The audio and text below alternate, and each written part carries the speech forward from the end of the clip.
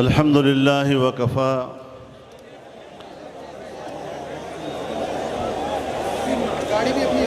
والصلاة والسلام على سيد الرسل وخاتم الأنبياء وعلى آله وصحبه ومن بهديه مهتدى.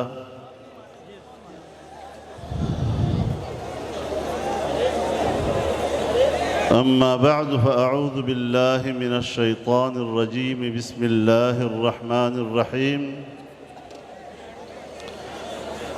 يريدون ليطفئوا نور الله بأفواههم والله متم نوره ولو كره الكافرون. صدق الله العظيم.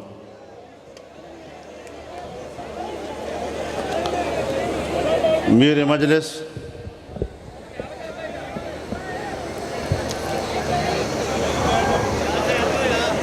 اکابر علماء کرام،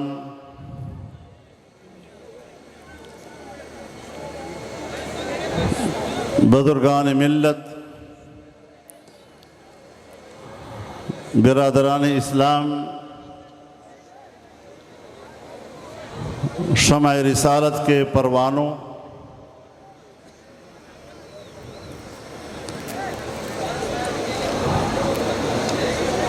عقیدہ ختم نبوت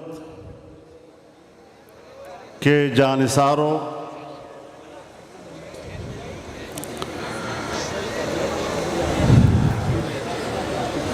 میں عالمی مجلس تحفظ ختم نبوت کا دل کی گہرائیوں سے شکر گزار ہوں کہ جس مقدس عنوان کے ساتھ انہوں نے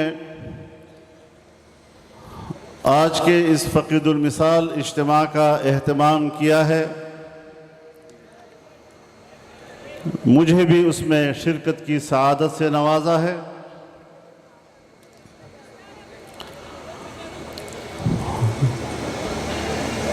اور ہم سب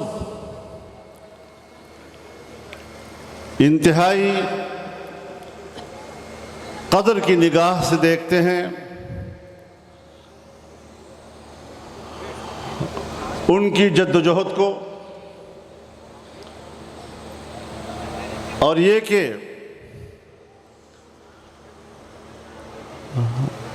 عقیدہ ختم نبوت کے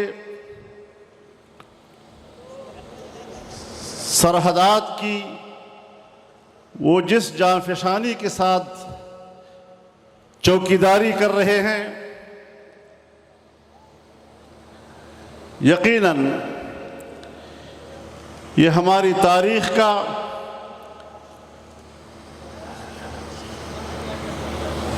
ایک ناقابل فراموش حصہ ہے،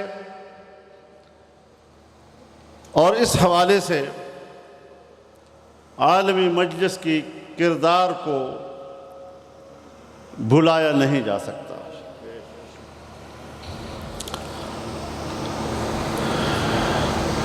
میرے محترم دوستو،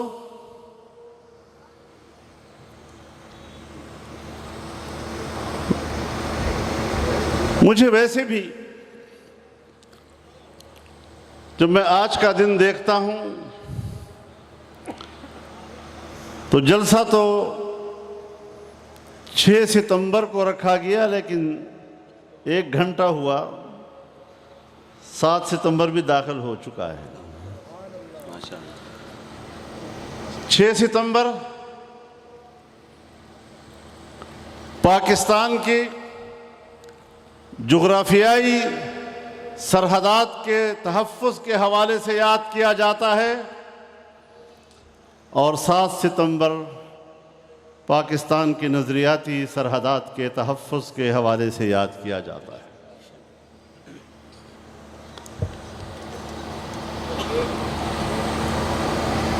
سرحدات کی جنگ میدانوں میں لڑی گئی، اور ہمارے سپوتوں نے قربانیاں دی۔ زندہ دلان لاہور نے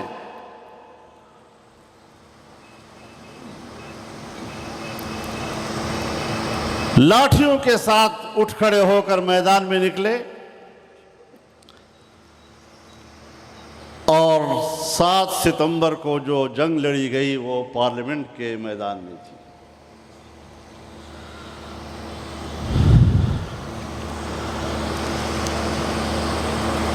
اب یہ ہماری تاریخ کا حصہ ہے اور ہم نے تاریخ کے اس حصے کو زندہ رکھنا ہے۔ اس جذبے کو ہم نے نئی نسلوں کے حوالے کرنا ہے۔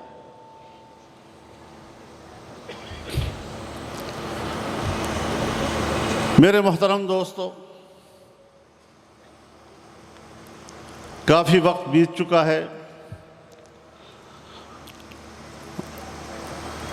شاید اب آپ بھی زیادہ لمبی لمبی باتیں سننے کے تاب نہیں رکھتے ہوں گے،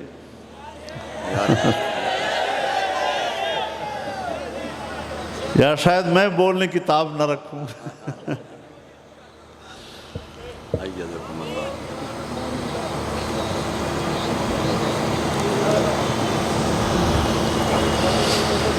ہم نے اس حوالے سے دیکھنا ہے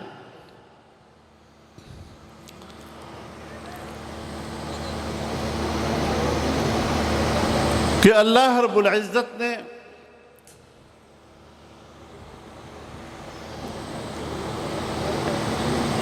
اسلام کو ایک کامل اور مکمل دین اعلان کیا۔ اليوم اکملت لکم دینکم واتممت علیکم نعمتی۔ ہمارے اکابر اور اساتذہ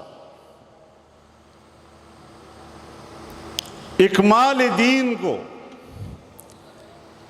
تعبیر کرتے ہیں دین کے احکام اور دین کے تعلیمات پر۔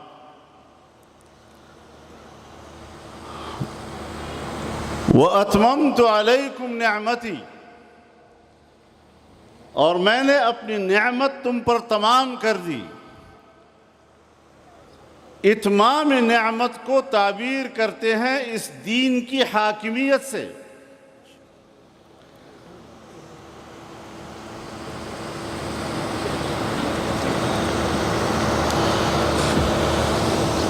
اب ظاہر ہے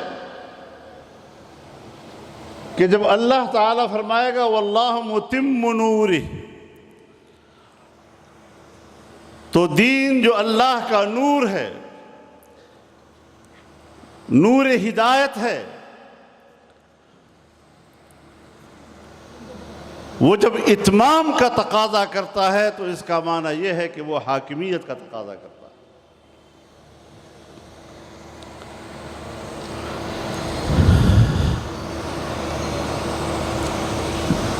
یہاں میں اپنے بھائیوں سے سنتا ہوں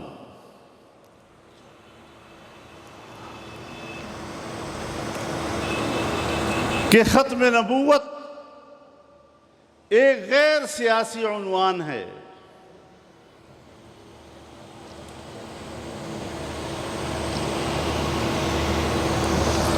اب اس غیر سیاسی عنوان کے حدود کیا ہیں؟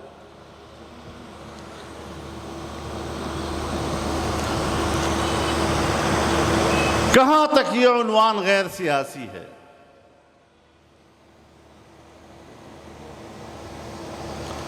وَلَكِنْ رسول اللہ وخاتم النبیین، اب رسول اللہ صلی اللہ علیہ وسلم جب خود فرماتے ہیں انا خاتم النبیین، تو اس خاتم النبیین کی وہ خود معنی بھی کرتے ہیں وَلَا نَبِيَّ بَعْدِي۔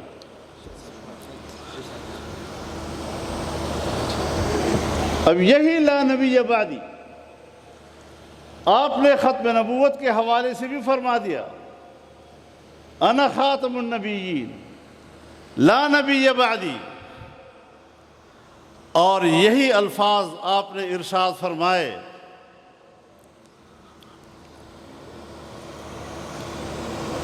کانت بنو اسرائیل تسوسهم الانبیاء کلما ہلک نبی خلفہ آخر ولا نبی بعد، کہ بنی اسرائیل کی سیاست انبیاء کیا کرتے تھے. ایک جاتا تھا، دوسرا اس منصب کو سنبھالتا تھا. اب آخری میں ہوں، ولا نبی بعدی.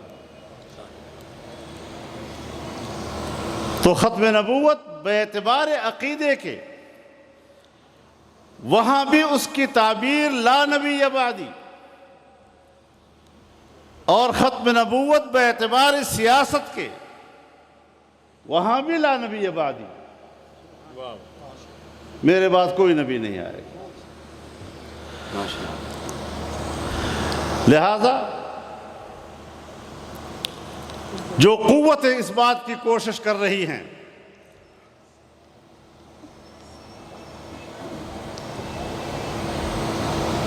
کہ وہ کسی اور کو آج کے زمانے میں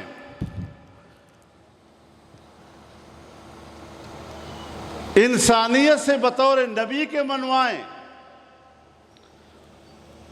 وہ سن لیں کہ وہ سایہ لا حاصل کر رہے ہیں. اس لیے کہ عقیدہ ختم نبوت یہ لاوارث نہیں ہے. لیکن میں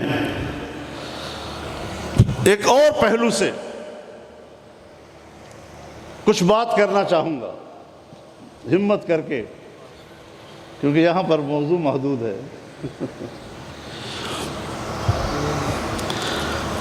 کہ سارا دباؤ پاکستان پر کیوں؟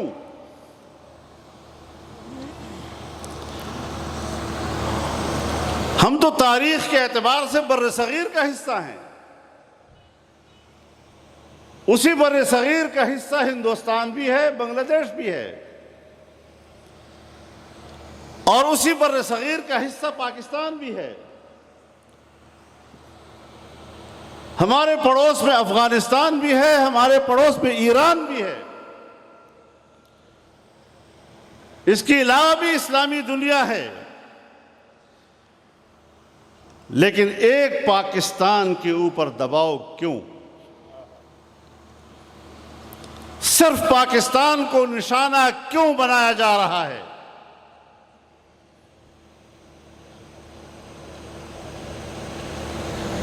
قادیان تو ہندوستان میں رہ گیا،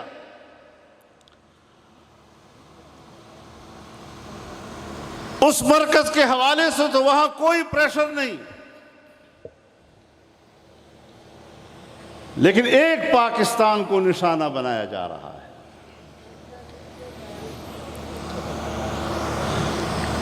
کہ آئینی ترمیم واپس لو. 24 کروڑ پاکستانیوں کی قوم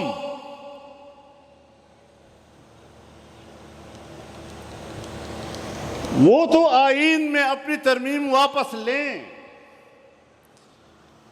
لیکن چند افراد پر مشتمل ایک چھوٹا سا ٹولہ وہ آئینی ترمیم کو قبول نہ کرے.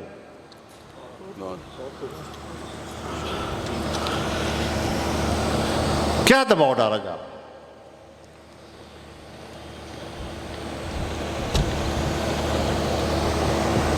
صرف ایک حوالے سے نہیں، کبھی اسرائیل کو تسلیم کرانے کے حوالے سے پاکستان پر دباؤ،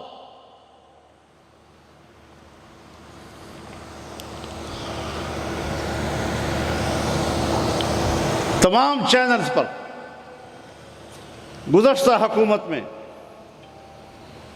بڑے بڑے بڈھے دانشور وہ آ کر اپنے فلسفے جھاڑتے تھے.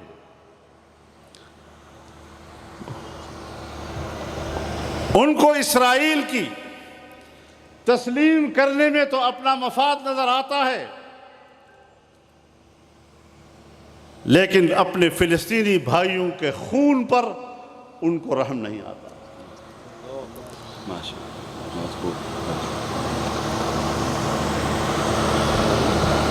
نسل در نسل فلسطینی کٹ رہے ہیں، ان کی سرزمین پر قبضہ ہے، بیت المقدس ان کے قبضے میں ہے،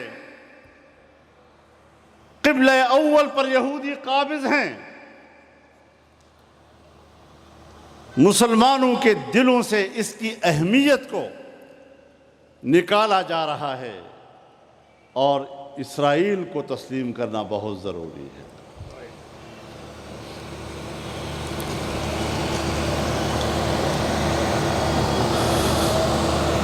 پھر آپ دیکھیں کہ اقتصادی حوالے سے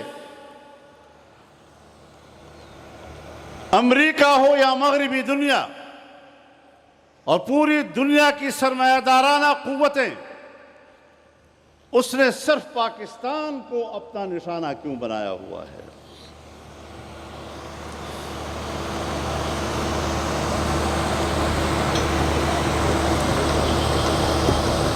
نہ انڈیا کی معیشت پر یہ دباؤ، نہ بنگلہ دیش کی معیشت پر یہ دباؤ، نہ افغانستان کی معیشت پر یہ دباؤ، حالانکہ وہ 20 سالہ جنگ سے گزرے ہیں، نہ ایران کی معیشت پر یہ دباؤ جو دن رات امریکہ مرد آباد کی باتیں کرتے ہیں۔ ایک پاکستان کے اوپر یہ دباؤ کیوں رکھا جا رہا ہے؟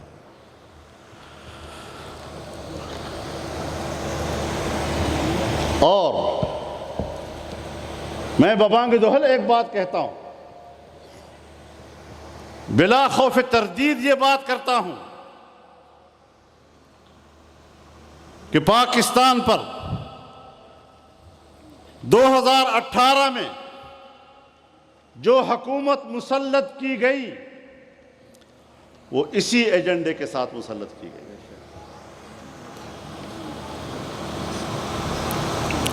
اسی ایجنڈے کے ساتھ۔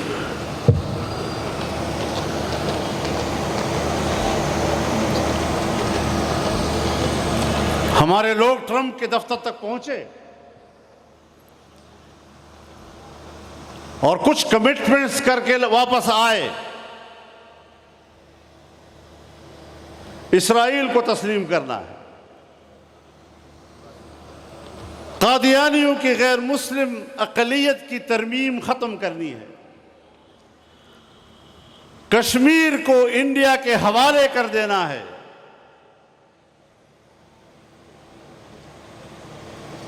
جس طرح فلسطین کو اسرائیلیوں کے حوالے کیا گیا۔ اس ایجنڈے کے تحت ایک حکومت اس ملک پر مسلط کی گئی اور میں 2012 سے ایک بات کہہ رہا ہوں اور ایک لمحے کے لیے میرے موقف میں جھول نہیں آیا۔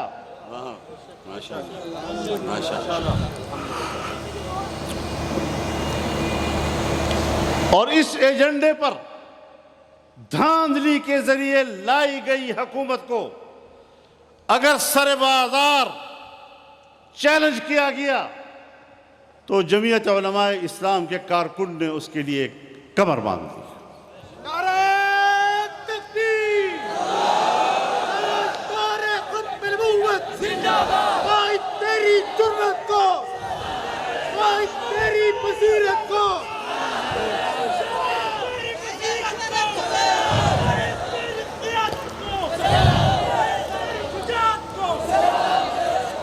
صاف بات ہے کہ پہلے ملک کے اندر سیاسی عدم استحکام لاؤ، چنانچہ 1916 کے بعد 2016 کے بعد سیاسی عدم استحکام لایا گیا۔ پاکستان کے اندر بیرونی سرمایہ کاری کے راستے روکے گئے، چین کی بہت بڑی سرمایہ کاری اس کا راستہ روکنے کی کوشش کی گئی، اور جب سی پیک معاہدہ ہو گیا، کام شروع ہو گیا، تو امریکہ کو ہوش آیا، ان کی اداروں کو ہوش آیا، اور پھر اپنی کٹ پتلی حکومت داندلی کے ذریعے پاکستان پر مسلط کی تاکہ پاکستان کے اندر بیرونی سرمایہ کاری کا راستہ روکا جا سکے، اور پھر انہوں نے روکا۔ سپیک کے بہت بڑے میگا پروجیکٹس کو فریز کر دیا گیا، سرمایہ کاری ختم ہو گئی ملک کے اندر،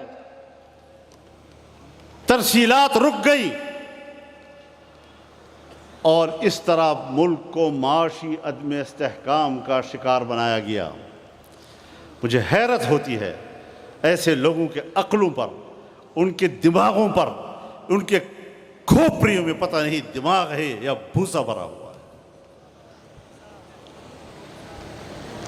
ان کے سینوں میں دھڑکتے دل ہیں یا جامد پتھر ہیں۔ یہ گمراہی کے اور ضلالت کے ان اندھیروں میں چلے گئے ہیں کہ جہاں اب ان کے لیے شاید ہدایت کی روشنی کی کوئی رمق بھی باقی نہیں رہی ہے۔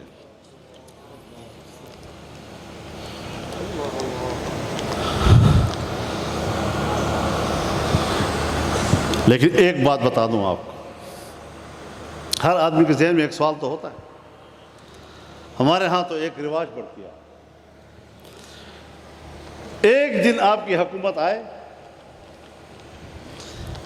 ہم نے صوبہ خیبر پختونخوا میں بلدیاتی الیکشن کے پہلے مرحلے میں اکثریت حاصل کر لی،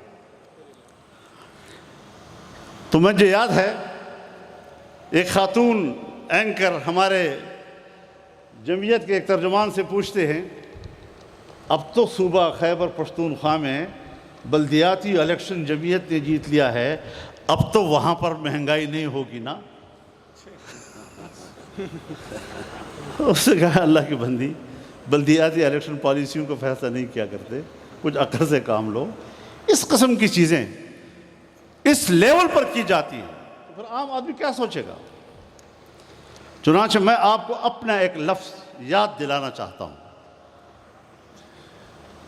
جب میں نے عمران خان کی حکومت کے خاتمے سے پہلے کئی جلسوں میں کہا تھا کہ اس نے ہمیں دلدل کی طرف دھکیلا ہے، اور میں نہیں دیکھ رہا کہ آنے والی کوئی حکومت ملک کو اس معاشی دلدل سے نکال سکے گی۔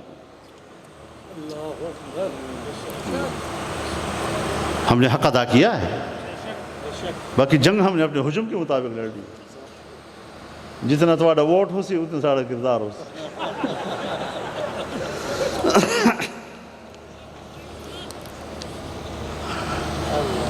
مولانا لقمان علی پوری صاحب کو اللہ تعالیٰ غریق رحمت فرمائے، وہ تو سرائکی میں اور ریاستی میں تقریر کرتے تھے تو کہتے تھے کہ جب تو ایک مولوی صاحب کو دے دو فوراً پوچھ دو اسلام کا ڈڑھان سی ایسا کوئی کیسے پائی بدے ہیں، ووٹ ایک نہیں دیتے کم وقت ہو، اسلام کب آئے گا؟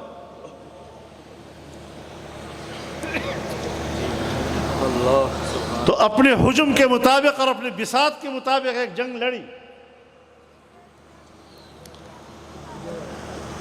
لیکن ملک کو یکجہتی کی بھی ضرورت تھی۔ جب معاشی عدم استحکام آتا ہے تو پھر ملک کے مختلف علاقوں میں بغاوتیں شروع ہو جاتی ہیں، ہم نے وہ یکجہتی برقرار رکھنا چاہیے تاکہ ریاست میں بغاوتیں نہ اٹھیں۔ لیکن میں نے اس دن بھی یہاں ایک بہت بڑے اجلاس میں کہا کہ دلدل کا لفظ جانتے ہو؟ دلدل، دلدل اس کو کہتے ہیں کہ جس سے آدمی نکلنے کی کوشش کرتا ہے لیکن دھستا چلا جاتا ہے۔ انہوں نے ایسے دلدل کی طرف پاکستان کو دھکیلا ہے، اور اب شور و غوغا کا مقصد صرف یہ ہے کہ دنیا کو پیغام دیا جائے کہ پاکستان میں استحکام نہیں ہے، اور جو اپنے آپ کو بڑا کہتے ہیں جی کہ ہم تو دیانت دار لوگ ہیں، بڑے پاک دامن لوگ ہیں، تو ان ایمانداروں کو چین نے بھی ہاتھ روکے ہوئے ہیں، سعودی عرب نے بھی ہاتھ روکے ہوئے ہیں، امارات نے بھی ہاتھ روکے ہوئے ہیں، پاکستان کے تمام دوست ممالک نے ہاتھ روکے ہوئے ہیں کہ اگر وہ ایماندار دوبارہ آتے ہیں تو ہم پاکستان میں پیسہ ضائع کرنے کے لیے تیار نہیں۔ تو کہاں گئی بات؟ کوئی اس حوالے سے بھی ہم نے سوچنا ہے یا نہیں سوچنا؟ ہم جو پاکستان میں مسلح جنگ نہیں چاہتے، اسی لیے کہ مسلح جنگ سے فائدہ کوئی اور اٹھائے گا، عنوان ہمارا ہوگا، اور عدم استحکام پاکستان میں پیدا کر کے پاکستان کو ٹکڑے ٹکڑے کرنا چاہیں گے۔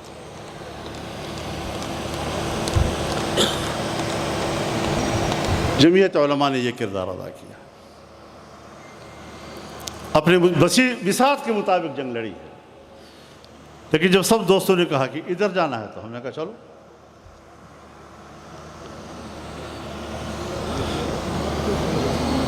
یہ ساری چیزیں آپ کو سمجھنی ہوں گی۔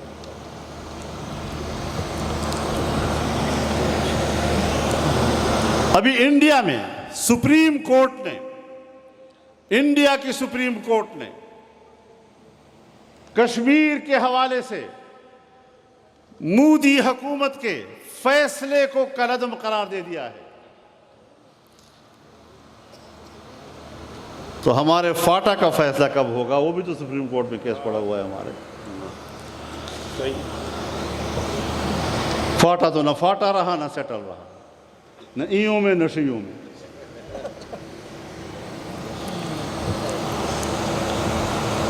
جس امن کے لیے 11-12 آپریشنز کیے گئے، آج بھی وہاں صورتحال جو کہ تو ہیں، ٹارگٹ کلنگ ہو رہی ہے۔ یہ جو سانحہ باجوڑ ہوا، اس سانحہ باجوڑ میں جمعیت علماء اسلام کے 73 ساتھی شہید ہوئے ہیں، لیکن اس واقعے سے پہلے 1.5-2 سالوں سے ہمارا ٹارگٹ کی بنیاد پر شہید ہونے والا 19واں ساتھی تھا۔ یہ کیوں نشانہ بنتا رہا؟ کیوں ہمیں ٹارگٹ بنایا گیا؟ ہم تو اسلام کی بات کرنے والے ہیں، ہم تو پاکستان میں شریعت کی بات کرنے والے ہیں، آئین پاکستان پر عمل درآمد کرنے والے لوگ ہیں، قانون کو شرعی بنانے کی بات کرنے والے لوگ ہیں۔ ہمیں کیوں برداشت نہیں کیا جا رہا؟ تو کبھی کبھی ہوتا یہ ہے کہ عنوان ہمارا ہوتا ہے، اس پر قربانیاں ہماری ہوتی ہیں، نتائج کسی اور کے ہاتھ میں ہوتے ہیں، نتائج کوئی اور سامنے آتے ہیں۔ تو یہ جو نتیجہ ہے یہ اصل چیز ہے۔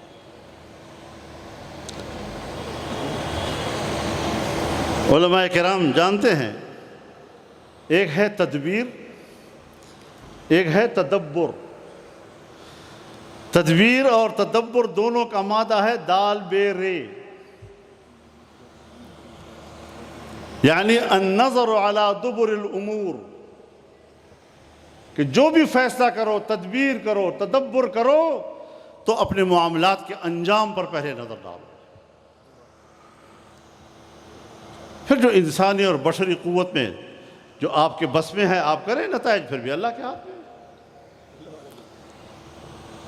لیکن صرف جذبے کی بنیاد پر اٹھ کھڑا ہو جانا اور خود کو انجام سے بے خبر رکھنا، اور سیاست و حکومت، حضرت شیخ زکریا صاحب رحمہ اللہ فرماتے ہیں کہ حکومت الہیہ کے لیے اور امارت اسلامیہ کے لیے قوت بمنزل رکن کے ہے، بغیر قوت کے جنگ نہیں لڑی جاتی۔ پھر جس میدان میں ہے اس میدان کی قوت حاصل کرو، سیاسی قوت حاصل کرو، پارلیمانی قوت حاصل کرو۔ تو پارلیمانی قوت تھی آپ کے پاس، تو صحابہ کرام اور اہل بیت اطہار کا بل پاس ہوا یا نہیں ہوا؟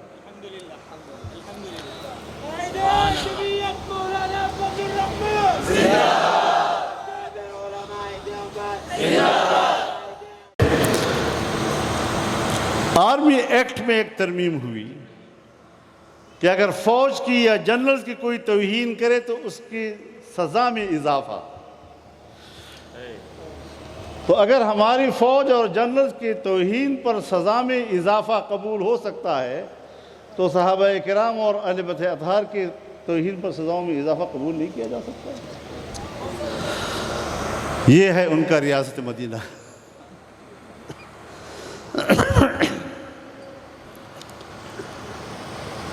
ریاست مدینہ کے معنی کیا ہیں؟ قانون سب کے لیے برابر ہونا چاہیے، قانون کی نظر میں سب ایک ہونے چاہیے، یہی کہتے ہیں نا۔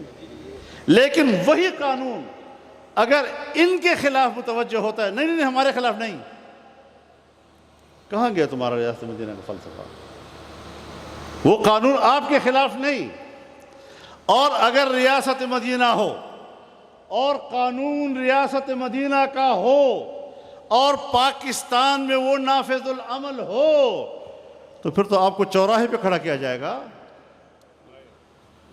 تمہیں اپنے جرائم کا پتہ ہے؟ تم کہاں کھڑے ہو؟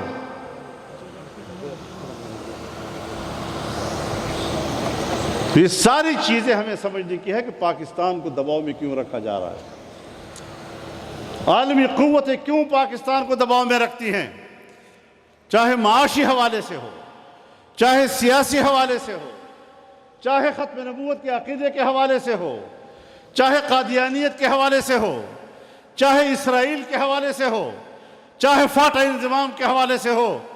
کیوں ایک پاکستان کو نشانہ بنایا گیا ہے اور ایک پاکستان کو مسلسل دباؤ میں رکھا جا رہا ہے؟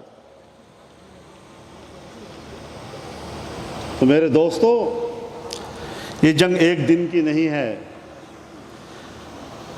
کہ وہ ایک دن نعرے لگا لیے اور جنگ ختم ہو گئی۔